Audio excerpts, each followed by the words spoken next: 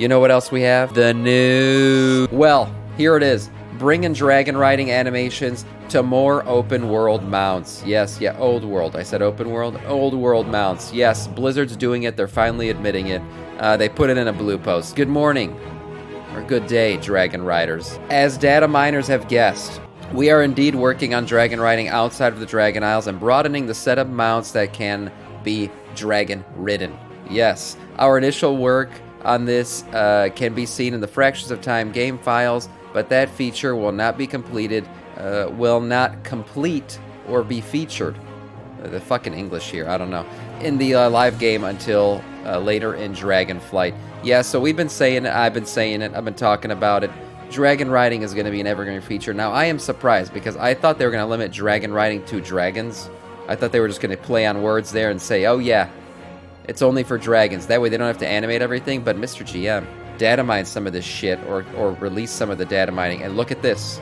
They have animated the griffins. That's right. They're giving dragon riding animations to the griffins. And many more to come, evidently, because they are working on other mount styles. Now, I don't know if we're ever going to get like a flying saucer animation for dragon riding, or whether they're going to bring this to everything.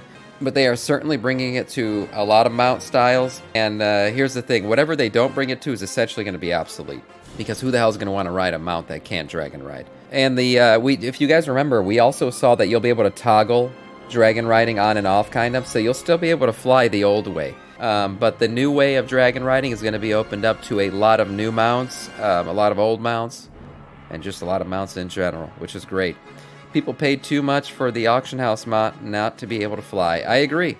Currently, dragon riding has basically made all other mounts pointless and silly. So dragon riding needs to be brought to other mounts because we want to still ride those other mounts, right? Well, that's it on terms of that data mining broom mount source. Dragon riding on a broom, maybe one day. The Datamined broom, we talked about this broom before. The new up-resed, new version of the broomstick. Shit's still loading. Well, it's going to be available as a trading post item. So I haven't thought about this yet, but the trading post is going to start to be used as a... okay, the model viewer is just not going to open, so we'll open the picture. As a trading post reward. I hadn't thought about the trading post being used as a holiday-style reward, but yes, it is. So we are going to probably see this on the trading post as the October end reward. This thing's beautiful. It really is. It's a nice-looking broom. And I'm excited to mount it. That's right. Whether or not we'll be able to dragon riding, that is dragon ride it. That is to be seen, to be determined.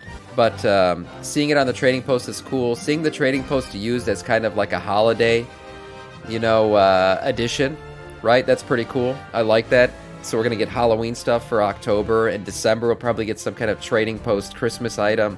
Maybe that candy cane sword that we saw not too long ago. But I like that they're using the trading post in this way. And this mount, this new broom, it's nice. Wrong, if you want to AFK fly somewhere, use the old flying. Yes, yeah, of course. That'll still be available. Sam, did you know... Sam, did you dislocate your shoulder? I'm really curious. I did. Yes, I did. How did I dislocate it? I fell down the stairs. First time I ever dislocated it, I was skiing. But this time I tripped on a toy that I didn't see on the stairs and landed on the shoulder, and the shoulder popped out.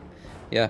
Are Mega Dungeons spots spoken for? No, none are. And I'll see who I'm going to put in the group.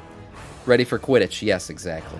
More news. Patch 10.1.5 hotfix. You guys remember that video we watched where the single Death Knight, Unholy Death Knight, was fucking pulling 13 million DPS because he brought 22 Devastation Evokers into a raid? Well, that's not going to work anymore. It's been hotfixed. A single player may now only benefit from a maximum of 4 each of the Ebon Might per science and shifts and sands.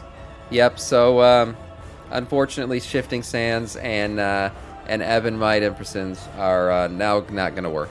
Not going to work beyond 4, so no longer can you bring 22 and pull 13 million DPS. I told you guys when we watched that video about that was going to happen. There's no way. I was like, no way Blizzard's going to keep this shit the way it is. This is too broken. But it was fun to watch. I always like seeing people break the game, and that was pretty cool. Look, Evokers, man, Augmentation Evokers have changed the game. I'm not going to lie. They have changed the game. I've been in groups with them. They do make a difference. How their DPS is going to be tracked in the future, I have no idea. But as of right now, it's really hard to understand what they're doing. But a Devastation Evoker played correctly, their utility is unbelievable for a group. And it's been a fun thing to watch how people have been using them. And yeah, fun detected equals Blizzard nerf. I mean, let's be honest. This is broken. It's fun, but it's broken. It clearly wasn't meant to 22x buff your character. So, and that would have became the meta, by the way. Like, the raid clearly was being done very easily. They were downing bosses before phase 1 would end. But anyways, just wondering if I should load up WoW or not. Insane, you could try. You could try. Queue up. And if I think it's going to work out, I'll definitely invite you. That is it in terms of news. Not much else. I'm not going to go through all these patch notes. The Evoker thing is the most relevant thing and the coolest thing in here.